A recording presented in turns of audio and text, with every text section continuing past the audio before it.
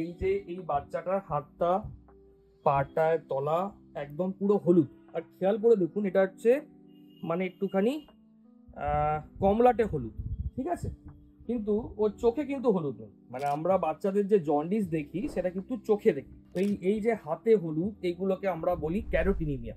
ক্যারোটিনিমিয়া নামের মধ্যেই ওর কথা লেখা আছে, মানে বেশি গাজর খাওয়ালে এটা হয়।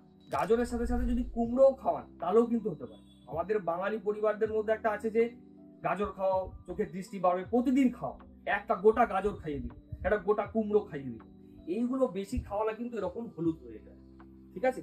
তো ওই জন্য এক দুদিন ছাড়া ছাড়া খাওয়াবেন, অল্প পরিমাণে খাওয়াবেন, আপাতত কিছুদিন বন্ধ রাখলেই এই হলুদ জিনিসটা ঠিক হয়ে যাবে। তো বুঝতে পারলে, কোনো জিনিসই কিন্তু বেশি ভালো নয়। তো গাজর কুমড়ো খাওয়ানো ভালো, বাট বেশি বেশি খাওয়ানো কিন্তু কখনোই উচিত নয়। এ থেকে ক্যারোটিনিমিয়া হতে পারে, এটা এক্সেস ভিটামিন এর একটা সিমটম, অনেকে এটা জন্ডিস ভেবে ভুল করে।